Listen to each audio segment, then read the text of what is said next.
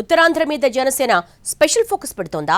ప్రత్యేకించి పార్టీ అగ్రనేత నాగబాబు శ్రీకాకుళం జిల్లాను కార్యక్షేత్రంగా ఎంచుకున్నారా? వచ్చే అసెంబ్లీ ఎన్నికల్లో ఇక్కడి నుంచే పోటీ చేయడానికి ఇప్పటి నుంచే ప్లాన్ రెడీ చేసుకుంటున్నారా? అసలు ఇప్పుడు డౌట్ ఎందుకు వచ్చింది? వచ్చేలా ఏం చేశారు నాగబాబు? ఉమ్మడి శ్రీకాకుళం జిల్లా రాజకీయాల మీద జనసేన స్పెషల్ ఫోకస్ పెడుతున్నట్టు కనిపిస్తోంది. రకరకాల ఈక్వేషన్స్ ను దృష్టిలో ఉంచుకుని పార్టీ ముఖ్యులు ఈ దిశగా చర్యలు తీసుకుంటున్నట్టు కనిపిస్తోందని, వాళ్ల కదలికలు ఇదే విషయం చెప్తున్నాయని అంటున్నారు పరిశీలకులు. మరీ ముఖ్యంగా పార్టీ ఎమ్మెల్సీ నాగబాబు జిల్లా నేతలతో వరుస మీటింగ్స్ పెట్టడం, వారం రోజుల వ్యవధిలో శ్రీకాకుళం, ఎచ్చెర్ల నియోజకవర్గాల్లో పర్యటించడం లాంటివి నోట్ చేసుకోవాల్సిన పరిణామాలంటున్నారు. ఎమ్మెల్సీ హోదాలో ఉన్న నాగబాబు ఇలా పర్యటించడంలో మామూలుగా అయితే విశేషమేదీ ఉండదు గాని ఆయన వెంట కూటమిలోని ఇతర పార్టీల నాయకులెవరూ లేకపోవడమే ఆసక్తి రేపుతోంది.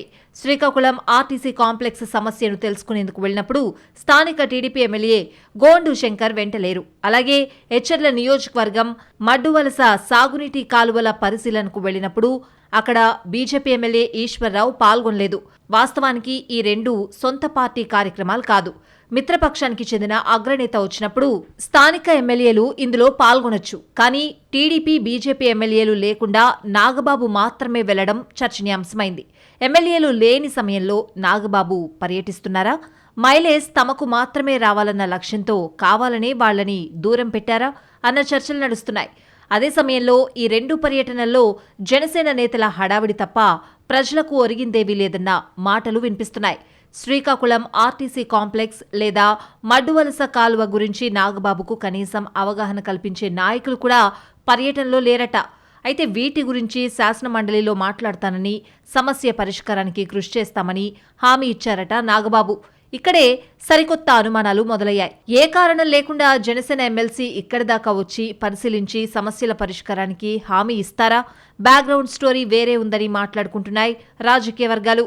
వచ్చే అసెంబ్లీ ఎన్నికల కోసం ఆయన ఈ జిల్లాలో పొలిటికల్ ప్లాట్ఫామ్ సిద్ధం చేసుకుంటున్నారా అన్నది ఎక్కువ మందికున్న అనుమానం.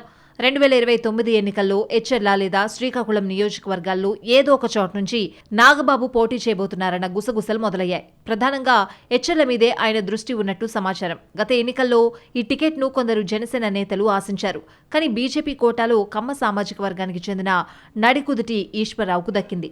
బలమైన కమ్మ లాబీయింగ్తో 2029లో కూడా టికెట్ నాదేనని ఈశ్వర్రావు ధీమాగా ఉన్నట్టు తెలుస్తోంది. దీంతో ఇక టికెట్ తమకు రాదని నిర్ధారించుకున్న స్థానిక జనసేన నేతలు వ్యూహాత్మకంగా నాగబాబును తెర మీదకు తీసుకొచ్చినట్టు సమాచారం. ఈ సీటును జనసేన కోటాలో తీసుకుని నేరుగా నాగబాబు బరిలో ఉంటే ఉత్తరాంధ్రలో పార్టీకి కూడా ప్లస్ అవుతుందని నచ్చజెప్తున్నారట. అందుకు తగ్గట్టే నాగబాబు కూడా తరచూ జిల్లాలో పర్యటించేలా ఓ కార్యాలయం ఏర్పాటు చేసుకోవాలని భావిస్తున్నట్టు తెలిసింది. ఎచ్చెర్లలో కాపు ఓటింగ్ ఎక్కువ, అందుకే నాగబాబు ఇటువైపు దృష్టి పెట్టినట్టు చెప్పుకుంటున్నారు. అయితే ఎన్నికలకు ఇంకా చాలా సమయం ఉంది కాబట్టి ఇప్పటి నుంచే ఇలా చేస్తే కూటమిలో విభేదాలొస్తాయన్న భయాలు సైతం ఉన్నాయి. ఇప్పటికే స్థానిక ఎమ్మెల్యేలు లేకుండా జనసేన ఎమ్మెల్సీ పర్యటనలు ఏంటన్న చర్చ మొదలైందట కూటమి వర్గాల్లో. అనుకున్నట్టుగా ఎచ్చెర్లలో నాగబాబు ఆఫీస్ పెడితే అది అధికార కేంద్రంగా మారుతుందని, కూటమిలో విభేదాలకు ఆజ్యం పోస్తుందన్న ఆందోళన సైతం వ్యక్తమవుతోంది. ఎమ్మెల్సీ కొత్త పొలిటికల్ స్టెప్స్ ఎలాంటి పరిణామాలకు దారితీస్తాయో చూడాలి మరి.